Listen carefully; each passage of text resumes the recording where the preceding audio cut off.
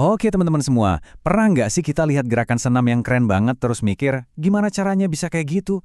Nah, hari ini kita akan bongkar satu konsep paling penting yang jadi dasar dari semuanya. Siap-siap ya, karena ini bakal mengubah cara kita memandang senam. Yuk kita mulai.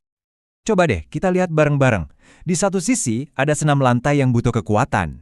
Di sisi lain ada senam irama yang anggun banget. Terus ada juga senam artistik yang butuh ketangkasan luar biasa. Beda banget kelihatannya ya kan? Tapi gimana kalau saya bilang ketiganya itu punya satu rahasia yang sama. Satu benang merah yang menyatukan semuanya. Nah, jawaban dari teka-teki tadi ternyata ada di satu konsep kunci. Ini nih, fondasi dari seluruh dunia senam. Kunci buat kita ngerti keajaiban di balik setiap gerakan para pesenam.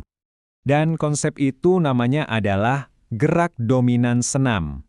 Coba deh ingat-ingat istilah ini baik-baik, karena ini adalah inti dari semua yang akan kita bahas. Oke. Gerak dominan. Dengerin namanya aja udah kedengeran keren ya. Tapi sebetulnya apa sih itu? Tenang, yuk kita bedah bareng-bareng. Biar paham kenapa konsep ini penting banget.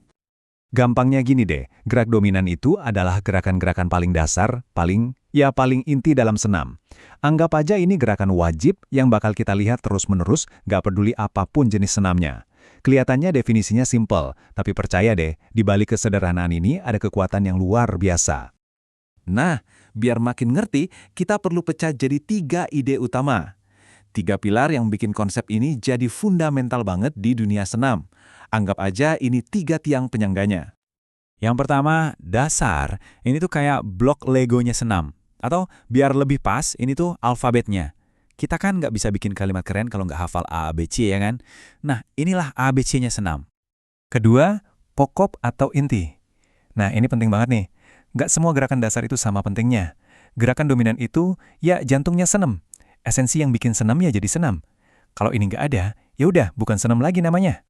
Dan yang ketiga, nah ini bagian ajaibnya, berulang-ulang. Gerakan ini tuh nongol terus di mana-mana, di setiap jenis senam, di setiap rangkaian gerakan. Kenapa ini penting? Simple, karena pengulangan itu kunci dari penguasaan. Disinilah letak skill sejati itu lahir. Oke, teorinya udah dapet. Sekarang, gimana sih aplikasinya di dunia nyata? Yuk kita lihat gimana konsep ini jadi fondasi yang menyatukan semua jenis senam. Cara paling gampang buat ngebayanginnya tuh gini, gerakan dominan itu ibaratnya kayak kunci gitar. Kunci C, G, A minor, ya kan? Kita nggak perlu hafal ribuan lagu satu persatu. Cukup kuasai beberapa kunci dasar itu, dan boom, tiba-tiba kita bisa mainin ratusan, bahkan ribuan lagu. Nah, kayak gitu kekuatannya. Dan ini berlaku buat semuanya loh, mau itu kekuatan di senam lantai, akarnya dari sini, keanggunan di senam irama, yup, dari sini juga, ketangkasan di senam artistik, tepat sekali, semuanya balik lagi ke fondasi yang sama, gerakan dominan. Jadi intinya apa? Gerakan dominan itu semacam bahasa universalnya para pesenam. Mau dari negara manapun, spesialisasinya apapun, mereka semua ngobrol pakai bahasa dasar yang sama ini. Oke, teorinya mantap. Tapi terus, apa hubungannya sama kita? Kenapa kita harus peduli sama konsep ini?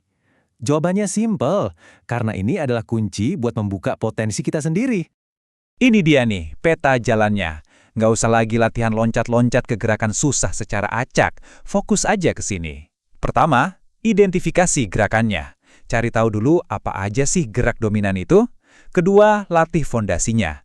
Latih terus sampai mendarah daging. Dan ketiga, kuasai intinya. Kalau intinya udah dikuasai, percaya deh, gerakan-gerakan keren lainnya itu bakal ngikutin dengan sendirinya. Jadi, kalau ada satu hal yang harus banget kita ingat dari obrolan kita hari ini dia. Untuk bisa menguasai hal-hal yang rumit, kita harus, wajib, kudu menguasai yang sederhana dulu. Titik. Itulah esensi dari gerak dominan senam. Nah, sekarang pertanyaannya saya lempar balik ke Anda. Coba deh pikirin latihan Anda, tujuan Anda. Kira-kira dari semua pola gerak dasar itu, mana yang bakal jadi fondasi Anda? Fondasi yang akan Anda bangun? Pikirin baik-baik, karena jawaban dari pertanyaan itu bisa jadi awal dari segalanya.